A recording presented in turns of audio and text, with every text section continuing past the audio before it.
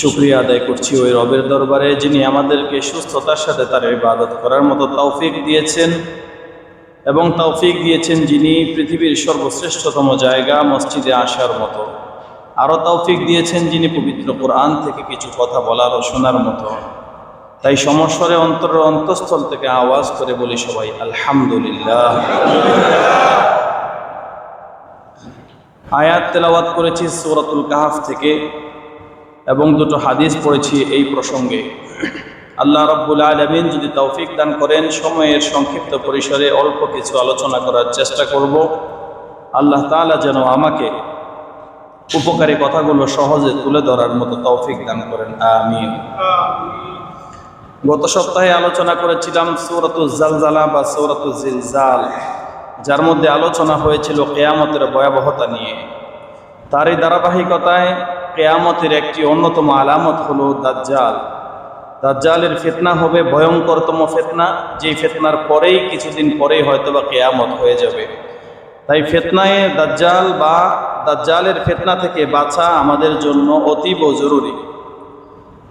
আর কোরআন ও হাদিসের ভিত্তিতে আলোচনায় জানা যায় যে সূরাতুল কাহফ এমন একটি সূরা, যে সূরার তিলাওয়াতের মাধ্যমে, যে সূরা পড়ার মাধ্যমে, যে সূরা বোঝার মাধ্যমে, যে সূরা পড়ে বুঝে সে অনুযায়ী আমল করার মাধ্যমে আল্লাহ রাব্বুল আলামিন ওই বান্দাকে দাজ্জালের মতো এত বড় ফিতনা থেকেও হেফাজত করবেন, সুবহানাল্লাহ। এজন্য সূরা কাহফকে এই সময়ে এসে অন্তত আমাদের সঙ্গী বানানো উচিত, যাতে করে কিয়ামতের এই সন্নিকটে এসে আল্লাহ তাআলা আমাদেরকে কিয়ামতের বড় আলামত দাজ্জালের মতো এইরকম বড় ফিতনা থেকে হেফাজতে রাখেন, আমিন। সূরাতুল কাহফ এর ব্যাপারে রাসূলুল্লাহ সাল্লাল্লাহু আলাইহি ওয়াসাল্লাম এক হাদিসে বলছেন, মান হাফিজ, হাফিজ মানে হিফজ করা, সংরক্ষণ করা, মুখস্থ করা। মান হাফিজ, এই হাফিজ মানে শুধুমাত্র মুখস্থ করে ব্রেনে রেখে দেওয়া এটা নয়। হাফিজ শব্দের অর্থ সংরক্ষণ করা। সংরক্ষণ করার একটি অর্থ হলো যেটাকে যেভাবে বলা হয়েছে সেইভাবে আমল করা। যেমনটা অন্য হাদিসে আল্লাহ রাসূল সাল্লাল্লাহু আলাইহি ওয়াসাল্লাম বলেছেন, ইহফাজিল্লাহ ইয়াহফাজুক, তোমরা যদি আল্লাহকে হেফাজত করো তা আল্লাহ তোমাদেরকে হেফাজত করবে। তা আল্লাহকে হেফাজত করার মানে কি? আমরা আল্লাহকে হেফাজত করব কি থেকে? এতে করে বোঝা যায় আল্লাহকে হেফাজত করার মানে হলো আল্লাহ যেটাকে যেভাবে আমল করতে বলেছেন সেটাকে মানাই হলো আল্লাহকে হেফাজত করা। অর্থাৎ আল্লাহর কথাগুলোকে হেফাজতে রাখা, আমাদের মধ্যে ওইভাবে সংরক্ষণ করে রাখা। তা আল্লাহকে যদি আমরা এইভাবে হেফাজত করতে পারি, স্মরণে রাখতে পারি, তো ইয়াহফাজকা, আল্লাহ তাআলা আমাদেরকে হেফাজত করবেন। কিন্তু আল্লাহর হেফাজত হবে ভিন্ন। আল্লাহ আমাদেরকে হেফাজত করবেন বিভিন্ন বিপদ আপদ থেকে, আমাদেরকে হেফাজত করবেন রিজিকের কষ্ট থেকে, আমাদেরকে হেফাজত করবেন অসম্মানী থেকে, আমাদেরকে হেফাজত করবেন বিভিন্ন ধরনের মিথ্যা মামলা থেকে, আল্লাহ আমাদেরকে হেফাজত করবেন ঈমান বিধ্বংসী হয়ে যাওয়া থেকে, আল্লাহ আমাদেরকে হেফাজত করবেন নানা রকম ফিতনায় পড়ে যাওয়া থেকে। এজন্য আল্লাহকে যদি আমরা হেফাজত করি, আল্লাহও আমাদেরকে হেফাজত করবেন। কিন্তু আমরা আল্লাহকে হেফাজত করতে হবে আল্লাহর স্মরণ রাখার মাধ্যমে, আল্লাহর ইবাদত করার মাধ্যমে। আর আল্লাহ তাআলা আমাদেরকে হেফাজত করবেন আমাদের সমস্ত বালা মুসিবত বিপদ আপদ দূর করার মাধ্যমে। এজন্য হেফাজত করা এটার একটা অর্থ। সুতরাং সূরাতুল কাহফ মুখস্থ করা নয়, বরং সূরাতুল কাহফের যে 10টা আয়াতকে স্মরণ করে মুখস্থ করে সবসময় ওই অনুযায়ী আমল করবে। আল্লাহ রাসূল সাল্লাল্লাহু আলাইহি ওয়াসাল্লাম বলছেন, উসিমা মিনাদ দাজ্জাল, ওই লোকটা দাজ্জালের ফিতনা থেকে হেফাজতে থাকবে, সুবহানাল্লাহ। আরেক হাদিসে রাসূলুল্লাহ সাল্লাল্লাহু আলাইহি ওয়াসাল্লাম বলছেন, মান ক্বারাআ আল আশরাল আওয়াখির মিন সূরাতিল কাহফ, যেই ব্যক্তি সূরাতুল কাহফের শেষের 10টি আয়াতকে পড়বে। এখানে বলে নাই মান তালা বা মান ইয়াতলু, যে তিলাওয়াত করবে, তিলাওয়াতের কথা আসেনি, মান ক্বারাআ পড়ার কথা এসেছে। আর পড়া বলা হয় ওইটাকেই যেটা বুঝে তারপরে পড়া হয়, অর্থাৎ শুধুমাত্র তিলাওয়াত করা নয়, বরং তিলাওয়াতের পাশাপাশি এর মর্ম কথা বুঝে অনুধাবন করে পড়া। ওইভাবে যে পড়বে সূরাতুল কাহফের শেষ 10টি আয়াত, যে ব্যক্তি এরকম বুঝে বুঝে পড়বে, আল্লাহ রাব্বুল আলামিন উসিমা মিন ফিতনাতি মাসিহিদ দাজ্জাল, দাজ্জালের ফিতনা থেকে ওই লোককে হেফাজত করবেন, সুবহানাল্লাহ। অন্য হাদিসের মধ্যে রাসূল সাল্লাল্লাহু আলাইহি ওয়াসাল্লাম শুরুতেও বলে নাই, শেষেও বলে নাই, স্বাভাবিকভাবে বলেছে যে ব্যক্তি সূরা কাহফের যে কোনো 10টি আয়াত পড়বে ওই লোককে আল্লাহ রাব্বুল আলামিন দাজ্জালের ফিতনা থেকে হেফাজত করবেন, সুবহানাল্লাহ। অন্য এক হাদিসের মধ্যে এসেছে রাসূল সাল্লাল্লাহু আলাইহি ওয়াসাল্লাম বলছেন, যেই লোকটা সূরাতুল কাহফের 10টি আয়াত শুরু থেকে এবং 10টি আয়াত শেষে থেকে মোট 20টি আয়াত তিলাওয়াত করবে। আল্লাহ রাব্বুল আলামিন ওই লোকের মাথা থেকে পা পর্যন্ত পুরোটা নূর দিয়ে ভরপুর করে দেবে। আর যেই লোক সূরাতুল কাহফের শুরু থেকে শেষ পর্যন্ত পড়বে, ওই লোকের জন্য আল্লাহ রাব্বুল আলামিন পুরো আসমান এবং জমিনের মধ্যবর্তী জায়গাকে নূর দিয়ে নূরান্বিত করে দিবেন। সুবহানাল্লাহ। যে নূরের চমকানো শুধু পৃথিবীতেই নয়, বরং কিয়ামতের পরে হাসরের ময়দানের কঠিন মুহূর্তেও ওই নূর চমকিয়ে ওই লোককে আল্লাহর সাথে সেই সময়ের নূরটা পরিচিত করে দিবেন। সুবহানাল্লাহ। এজন্য সূরা কাহফের বড় গুরুত্ব, বড় ফজিলত। আমরা চেষ্টা করব সূরাতুল কাহফকে আমাদের জীবনের সঙ্গী বানানো। কিছু কিছু হাদিসের মধ্যে শুক্রবারের কথা এসেছে যে শুক্রবারে যেই লোকটা সূরাতুল কাহফ করবে ওই লোককে আল্লাহ রাব্বুল আলামিন দাজ্জালের ফিতনা থেকে হেফাজত করবে। তবে এই হাদিসটা সনদগতভাবে কিছুটা দুর্বল। এজন্য শুক্রবারের মধ্যে সীমাবদ্ধ না থেকে আমরা আমাদের জীবনের মধ্যে এই সূরা কাহফটাকে সঙ্গী হিসেবে বানিয়ে নেই। যেই কোনো সময় সুযোগ পাই, 10 আয়াত পারলাম না তো 1 আয়াত পড়ব, আরেক দিন আরেক আয়াত পড়ব। এভাবে শিখতে শিখতে 10 আয়াত না পুরো 110 আয়াত এই সূরার মধ্যে রয়েছে। পুরো 110টি আয়াতে আমাদের দ্বারা হয়ে যাবে তেলাওয়াত এবং হয়ে যাবে পড়া, হয়ে যাবে বোঝা, এবং একটা সময় পড়তে পড়তে বুঝতে বুঝতে আমাদের জীবনের সাথে এইটা এমন ভাবে জড়িয়ে যাবে যে আমরা সূরা কাহফের উপরে পুরোপুরি আমল করা আমাদের জন্য তখন আর কষ্ট হবে না। যেন আমরা এই সূরাতুল কাহফে আমাদের সঙ্গী বানাতে রাজি আছি না ইনশাআল্লাহ? আল্লাহ আমাদেরকে তৌফিক দান করুন, আমিন। এই সূরা কাহফ, এই কাহফ শব্দের অর্থ হচ্ছে গর্ত। যে গর্তটা পাহাড়ের মধ্যে হয়ে থাকে, বিভিন্ন বড় বড় পাহাড়ের মধ্যে কিন্তু বড় বড় গর্ত বা গুহা থাকে। এই কাহফ মানে গর্ত বা গুহা। কেন এই সূরার নামটাকে গুহা বলে নামকরণ করা হলো বা কোন গর্তকে এই কাহফ দ্বারা বোঝানো হলো, এটা নিয়ে আলোচনা করব। তার আগে এই সূরাটাকে কেন আল্লাহ রাব্বুল আলামিন নাজিল করলেন তার সংক্ষিপ্ত যে শানে নজুল বা শানে উরুদ বা কেন এটাকে নাজিল করা হলো তার সাবাবুন নুজুল বা অবতীর্ণের কারণ, এটা সংক্ষিপ্ত আলোচনা করে দেই।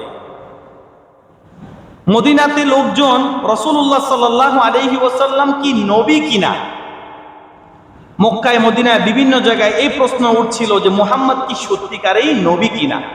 মুহাম্মদ সাল্লাল্লাহু আলাইহি ওয়াসাল্লামের যে কাজকর্মগুলো দেখছি, কাফেরেরা অনেকে ধারণা করছে যে সেই কাজগুলো জাদু কিনা।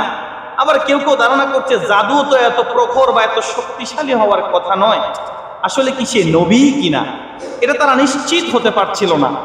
তো একবার তারা দুইজন লোককে মদিনায় যে ইহুদিদের বড় বড় ওই সময়ের আলেম ছিল তাদের কাছে কাফেরেরা পাঠালো যে অমুকের কাছ থেকে একটু সলিউশন নিয়ে আসো, একটু জিজ্ঞাসা করে দেখো তো আসলে মুহাম্মাদের যে গুণাবলী আমরা দেখি বা মুহাম্মাদের চারিত্রিক বৈশিষ্ট্যাবলী আমরা দেখি, মুহাম্মাদের জ্ঞান গরিমা সব কিছু তাদের কাছে বর্ণনা করবে। কারণ তাদের কাছে ইতিপূর্বে যত নবী এসেছে সমস্ত নবীদের পরিধি সবকিছু জানা আছে। অতএব কারণে নতুন নবী বা শেষ নবী যে হবে সে কেমন হবে, তার চালচলন কেমন হবে, সে কোন গোত্রের হবে, কোন বংশের হবে, যাবতীয় এলেম তাদের কাছে থাকার কথা। এই মুহাম্মাদের ব্যাপারে সবকিছু বলে তাদের কাছ থেকে নিশ্চিত হয়ে নাও যে আসলে মুহাম্মদ কি নবী নাকি নবী না।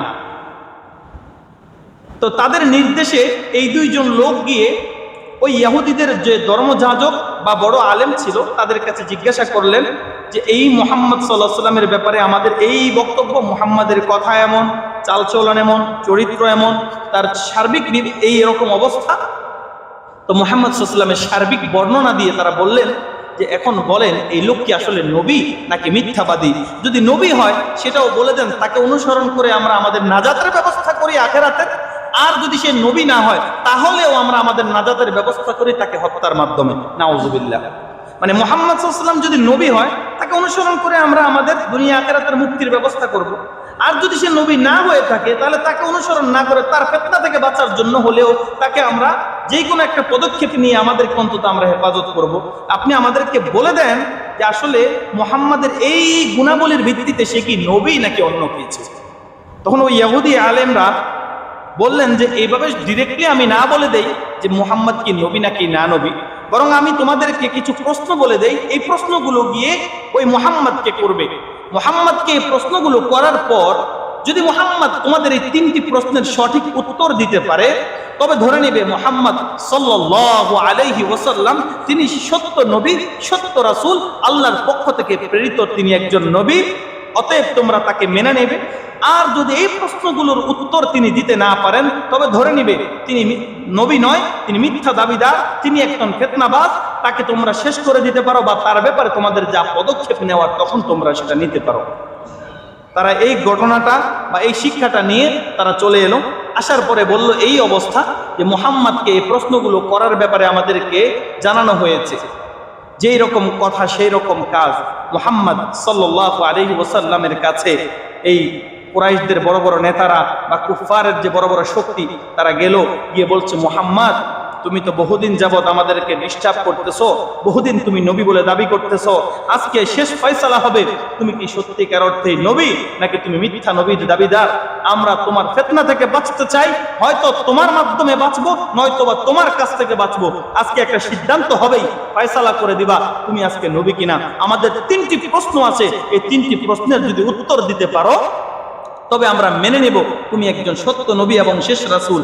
আর যদি এই প্রশ্নগুলোর উত্তর তুমি দিতে না পারো তবে মুহাম্মদ তোমার পরিণতি কি হবে সেটা তুমি ভেবে নাও। তখন রাসূলুল্লাহ সাল্লাল্লাহু আলাইহি ওয়াসাল্লাম তাদেরকে বললেন, ঠিক আছে, আপনাদের কি এমন প্রশ্ন, আপনারা আমাকে আপনাদের প্রশ্নগুলো করুন। তখন ওই ইহুদিদের শিখানো সেই তিনটি প্রশ্ন রাসূল সাল্লাল্লাহু আলাইহি ওয়াসাল্লামকে করা হলো। প্রথম প্রশ্ন হলো যে গুহাবাসীর ব্যাপারে হে নবী আপনি কি জানেন?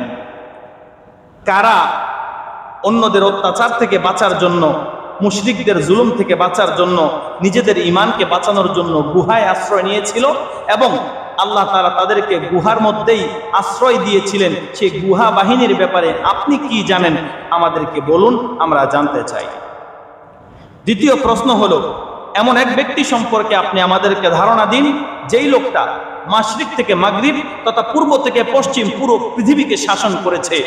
মাশরিক থেকে মাগরিব শাসনকারী এমন একজন ব্যক্তির নাম আপনার কাছ থেকে আমরা জানতে চাই, যে কিনা মিন মাশারিকিল আরদি ইলা মাগারিবিহা, পূর্ব থেকে পশ্চিম পর্যন্ত পুরো পৃথিবীকে শাসন করেছে এমন লোক সম্পর্কে আমরা জানতে চাই, কে সেই লোক বা কি তার ঘটনা।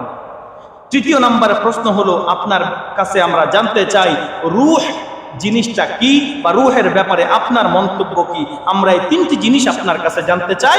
যদি এই তিনটি প্রশ্নের আপনি মুখ্যম উত্তর, সঠিক উত্তর দিতে পারেন মেনে নেব আপনি একজন নবী। যদি এই তিনটি প্রশ্নের উত্তর আপনি দিতে ব্যর্থ হন তবে ধরে নেব আপনি নবী নন। আপনি সিদ্ধান্ত নেন আপনি এই তিনটি প্রশ্নের উত্তর দিবেন কিনা। রাসূল সাল্লাল্লাহু আলাইহি ওয়াসাল্লাম তিনটি প্রশ্নের উত্তর তাৎক্ষণিক তিনি দেননি, কারণ মা ইয়ানতিকু আনিল হাওয়া ইন হুয়া ইল্লা ওয়াহয়ুন ইউহা, তিনি ততক্ষণ পর্যন্ত কোনো কথা নিজ থেকে বলেন না যতক্ষণ পর্যন্ত স্বয়ং আল্লাহ রাব্বুল আলামিন তার নিকটে ওহীর মাধ্যমে কোনো কিছু পাঠান না। তার মানে হলো নবীজি যা কিছু বলতেন তাই হচ্ছে আল্লাহ রাব্বুল আলামিনের বাণী। নবীজির কথা অস্বীকার করার মানে হলো স্বয়ং আল্লাহ রাব্বুল আলামিনকে অস্বীকার করা। নবীজির কথা মেনে নেওয়া প্রকারান্তরে যেন সে নবীকে নয় স্বয়ং আল্লাহ রাব্বুল আলামিনকেই মেনে নিল। অতএব কেউ যদি দাবি করে যে মুহাম্মদকে মানি না তথা নবীকে মানি না, আমি আল্লাহকে মানি, আল্লাহ ছাড়া কিচ্ছু মানি না, আমি কোরআন মানি হাদিস মানি না, ওই লোকটা একটা টাটকা শয়তান, একটা ভণ্ড। সে আসলে নবীকেও মানে না, সে আল্লাহকেও মানে না। কারণ যে নবীকে মানে না সে কখনো কশ্চিন কালেও আল্লাহকে মানে, এই কথার দাবির পক্ষে প্রমাণ দিতে পারে না। এই যুগে এসে কিছু শয়তান নামদারি কিছু মুসলিম, তারা শয়তানের সুরত নিয়ে এসেছে। তারা বলে যে আমরা আহলে কোরআন, আমরা কোরআন মানি, আমরা হাদিস মানি না। আল্লাহর কোরআন থাকতে হাদিস মানতে হবে কেন? তারা এটা বুঝে না আসলে হাদিস যে কোরআন থেকে খুব বেশি আলাদা কিছু নয়। কোরআনের যে ব্যাখ্যার গ্রন্থই হলো হাদিস। হাদিস ছাড়া কোরআনটাই যে বোঝা আমাদের জন্য দুঃসাধ্য বা দুর্বোধ্য, এটা তারা বুঝতেই চায় না। তারা বলে আমরা কোরআন মানি, হাদিস মানি না। আসলে কোরআন মানা হাদিস মানা ছাড়া কখনো সম্ভব না। রাসূল ছাড়া আল্লাহকে মানা সম্ভব। কেউ যদি বলে রাসূলকে মানে না আল্লাহকে মানে, তার মানে সে কাকেও মানে না? যে রাসূলকেও মানে না, যে আল্লাহকেও মানে না, সে কি থাকতে পারে না? মুসলিম থাকতে পারে না। অতএব কেউ যদি বলেও যে আমরা কোরআন মানি, আল্লাহকে মানি, রাসূলকে মানি না, আমরা তার ব্যাপারে দ্বিধাবোধ ছাড়াই বলতে পারি আপনি আসলে কোনো মুসলমানের কাতারের মধ্যে পড়েন না। তো রাসূলুল্লাহ সাল্লাল্লাহু আলাইহি ওয়াসাল্লাম এই তিনটি প্রশ্নের উত্তর সেদিন না দিয়ে তিনি বললেন তোমরা আগামীকাল এসো, আমি তোমাদের প্রশ্নগুলোর উত্তর দেব। কিন্তু রাসূলুল্লাহ সাল্লাল্লাহু আলাইহি ওয়াসাল্লাম মানবীয় দৃষ্টিকোণ থেকে, নবী হিসেবে নয় মানুষ হিসেবে ভুলের ঊর্ধ্বে তিনি ছিলেন না। ভুল হতেই পারে মানুষের দ্বারা, যেহেতু ইনসান শব্দটাই আসছে নাসিউন থেকে। নাসিউন মানে হলো ভুলে যাওয়া। মানুষের একটা গুণ, প্রকৃতিগত একটা গুণ হলো মানুষ কিছু কিছু জিনিস ভুলে যায়। রাসূল সাল্লাল্লাহু আলাইহি ওয়াসাল্লাম স্বভাবত ইনশাআল্লাহ এই শব্দটা বলতে ভুলে গিয়েছিলেন। তোমরা কালকে এসো, আমি তোমাদেরকে উত্তর দেব। কিন্তু রাসূল বলেন নাই যে ইনশাআল্লাহ আমি তোমাদেরকে উত্তর দেব। এই একটা সামান্য মিস্টেক রাসূল সাল্লাল্লাহু আলাইহি ওয়াসাল্লামের হয়ে গিয়েছিল।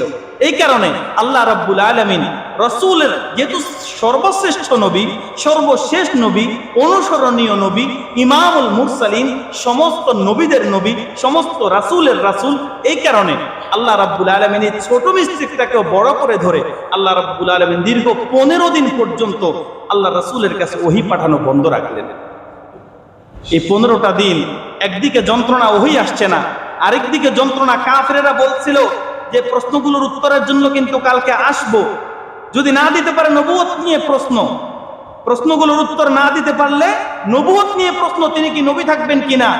এদিকে তাদের খোঁচানো কাকে বলে, যে কালকে উত্তর দিবা বললা, আজকে যায় কালকে যায়, 15টা দিন হয়ে গেল তুমি উত্তর দাও না।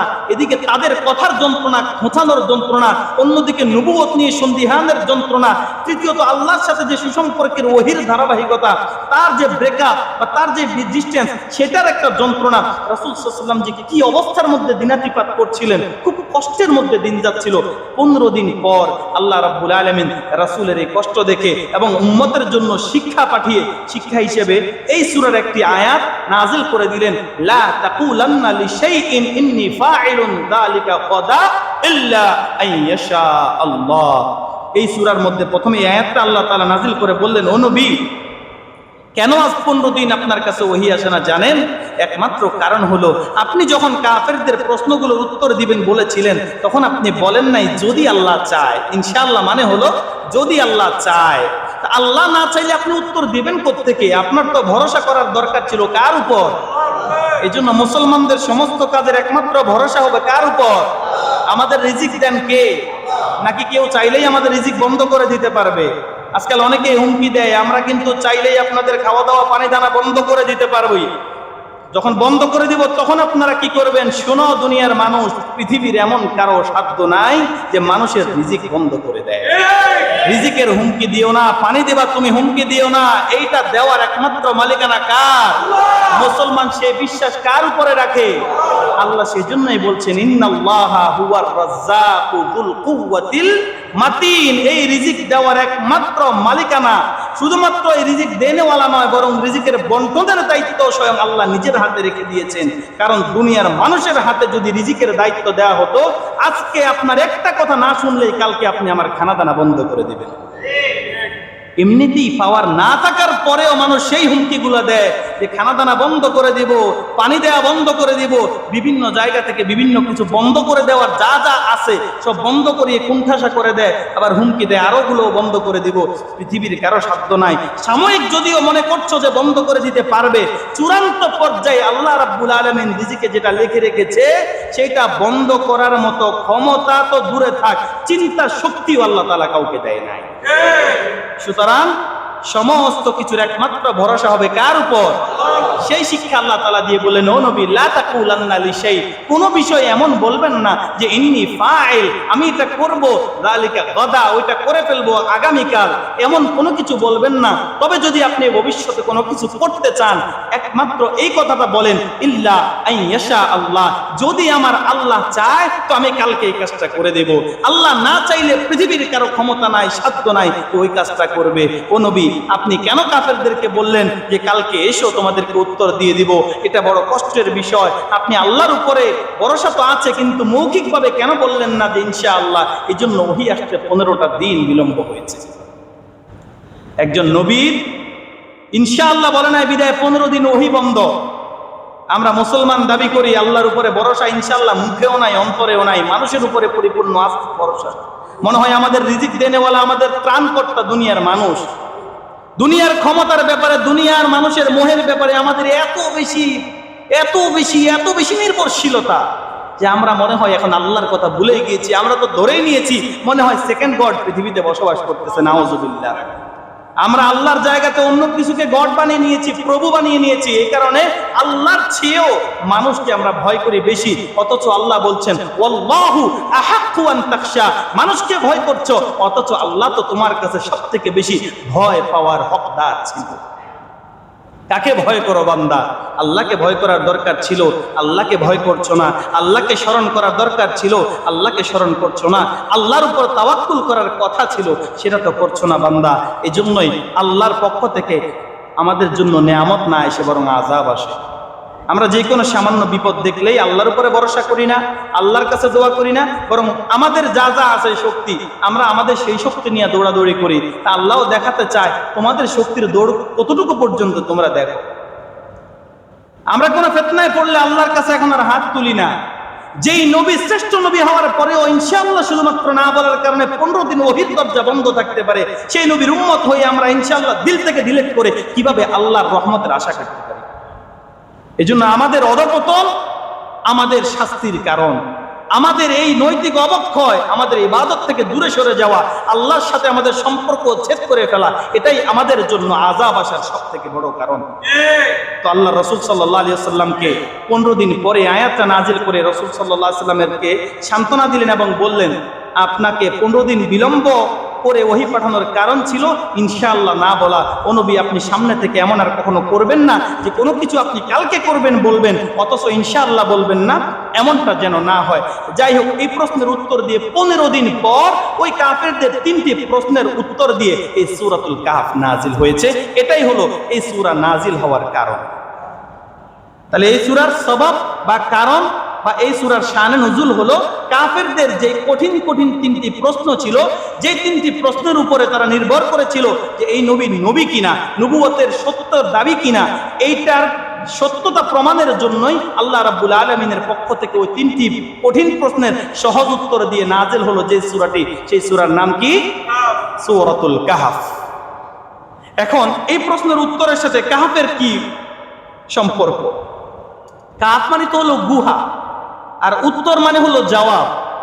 তা আল্লাহ তাআলা তো এখানে সূরার নাম দিয়েছেন কাহফ, তার কারণ আল্লাহ রাব্বুল আলামিন এই সূরাকে যদিও তাদের প্রশ্নের উত্তর দিয়েছে, কিন্তু তাদের একটা প্রশ্ন ছিল ওই গুহাবাসীকে নিয়ে, যে গুহার আরবি হলো কাহফ। আর এই কারণে আল্লাহ রাব্বুল আলামিন একটা অলৌকিক ঘটনা, যে কাহফ বা আসহাবে কাহফ বা যে গুহাবাহীর যে ঘটনা, সেই ঘটনাকে তুলে ধরে একটা শব্দকে নিয়ে সেই সূরার নামকরণ করে দিয়েছেন সূরাতুল কাহফ। অর্থাৎ এখানে এই সূরার মধ্যে একটা এমন ঘটনার আলোচনা হবে যে ঘটনাটা কাহফ বা গুহা নিয়ে আছে, অর্থাৎ যে গুহার মধ্যে মানুষ আশ্রয় নিয়েছে এবং সঙ্গে আল্লাহ তাআলা তাদেরকে আশ্রয় দিয়েছেন। তাহলে এই সূরার ফজিলত হলো এই সূরা তিলাওয়াত করলে দাজ্জালের ফিতনা থেকে, তিলাওয়াত নয় বরং এই সূরা পড়লে, অর্থাৎ তিলাওয়াতের পাশাপাশি এটা বুঝে পড়ে আমল করলে আল্লাহ রাব্বুল আলামিন দাজ্জাল থেকে হেফাজত করবেন। আর এই সূরাটা নাজিল হয়েছিল রাসূল সাল্লাল্লাহু আলাইহি ওয়াসাল্লামদেরকে কাফেররা যে প্রশ্ন করেছিল সে প্রশ্নের সঠিক উত্তর দিয়ে। যে 3টে প্রশ্ন ছিল, তার প্রথম প্রশ্ন ছিল গুহাবাসীর ব্যাপারে, হে নবী আপনি কি জানেন? আল্লাহ রাব্বুল আলামিন গুহাবাসীর ব্যাপারে এই সূরার মধ্যে প্রথমেই বিস্তারিত আলোচনা করেছেন যে গুহাবাসী কারা ছিল, কেন তারা গুহায় গিয়েছিল, অবশেষে তাদের সাথে কি হয়েছিল। কিন্তু তার আগে আল্লাহ রাব্বুল আলামিন রাসূলকে এটা বলে দিলেন, হে নবী আপনি মনে করবেন না যে এই গুহাবাসীর ঘটনাটাই একমাত্র আশ্চর্যকর বা বিস্ময়কর কোনো ঘটনা, বরং আপনি এটা জেনে নিন, নিশ্চিতভাবে জেনে নিন, এই গুহাবাসীর ঘটনাটা যদিও আশ্চর্য এবং বিস্ময়কর, এর চেয়েও শত শত গুণ বেশি বিস্ময়কর ঘটনা দৈনন্দিন আল্লাহ তাআলা আমাদের সামনে ঘটান। আমরা দেখি কিন্তু আমরা সেটা বুঝি না, প্রতিনিয়ত দেখতে দেখতে সেটা আমাদের কাছে বিস্ময়কর এখন আর মনে হয় না। যেমন দেখেন আল্লাহ রাব্বুল আলামিন সূর্যকে কন্ট্রোল করছেন প্রত্যেক দিন, একই জায়গা থেকে উঠছে একই জায়গায় যাচ্ছে, অথচ পৃথিবীর শুরু থেকে আমরা কিন্তু এ পর্যন্ত আমরা যারা দেখেছি এর উল্টাপাল্টা দেখি নাই।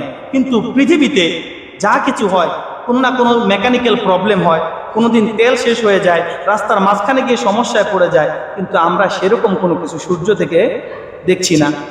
চন্দ্রও ঠিক একইভাবে তার মতো করে চলছে, আকাশ তার মতো করে দাঁড়িয়ে আছে, বৃষ্টি বৃষ্টির মতো করে হয়। যখন যা কিছু প্রয়োজন আল্লাহ রাব্বুল আলামিন কি সুন্দরভাবে সুচারুরূপে করছেন পরিচালনা, আমরা সেগুলো থেকে শিক্ষা নেই না, অথচ এগুলো কি বিস্ময়কর ঘটনা নয়? আরো বিস্ময়কর বিষয়, আমাদেরকে আল্লাহ রাব্বুল আলামিন প্রত্যেক দিন ঘুমানোর পরে এই ঘুম থেকে আবার জাগ্রত করেন, যেটাকে মৌতে সোগরা বলা হয়, অর্থাৎ ছোট মৃত্যু। আমরা যে প্রত্যেক দিন ঘুমাই, এই ঘুম থেকে আবার জাগ্রত হই। আমাদের যদি রূহটা আল্লাহ তাআলা নিয়ে যেতেন, তাহলে সেখান থেকে আমাদের জাগ্রত হওয়ার কোনো সুযোগ ছিল না। তাহলে এটা কি কম বিস্ময়কর জিনিস যে আল্লাহ তাআলা আমাদেরকে মেরে ফেলেন দৈনিক, আবার আমাদেরকে সেই মৃত্যু থেকে আবার জীবন দান করেন। এভাবে কতদিন হচ্ছে? তাহলে আল্লাহ রাসূলকে এই জন্য আল্লাহ বলেন, আম হাসিবতা আন্না আসহাবাল কাহফি ওয়ার রাকিম কানু মিন আয়াতিনা আজাবা। হে নবী, আপনি কি মনে করেন এই আসহাবে কাহফের ঘটনা বা আসহাবে রাকিমের ঘটনা এটাই কি একমাত্র বিস্ময়কর ঘটনা? আর কি কোনো বিস্ময়কর ঘটনা নাই? না, এটা আপনি ভুল জানবেন যদি এটা মনে করে থাকেন। আল্লাহ রাব্বুল আলামিন এমন বিস্ময়কর অনেক ঘটনা, এর চেয়ে অনেক বিস্ময়কর ঘটনা প্রতিনিয়ত আমাদের সামনে ঘটান, যেটা আমরা দেখি কিন্তু আমরা সেটা উপলব্ধি করি না। তো আল্লাহ রাব্বুল আলামিন এই তিনটা প্রশ্নের উত্তর দিবেন, কিন্তু সূরাটা নাজিল করেছেন প্রথমেই আল্লাহর প্রশংসা দিয়ে। কারণ আল্লাহ রাব্বুল আলামিন যিনি এই প্রশ্নগুলোর উত্তর দিবেন, তিনি একমাত্র প্রশংসা পাওয়ার দাবিদার, তিনিই একমাত্র হকদার। আল্লাহ যদি নিজের প্রশংসা নিজে নাও করতেন, এর পরেও তিনি প্রশংসা পাওয়ার দাবিদার। আল্লাহ রাব্বুল আলামিন শুরুতেও প্রশংসার দাবিদার, মাঝখানেও প্রশংসার দাবিদার, আল্লাহ রাব্বুল আলামিন শেষেও প্রশংসা পাওয়ার দাবিদার। পৃথিবীর সমস্ত মানুষ মিলেও যদি আল্লাহর প্রশংসা না করার অঙ্গীকার করে, এর পরেও আল্লাহ রাব্বুল আলামিন প্রশংসা পাওয়ার অটো দাবিদার।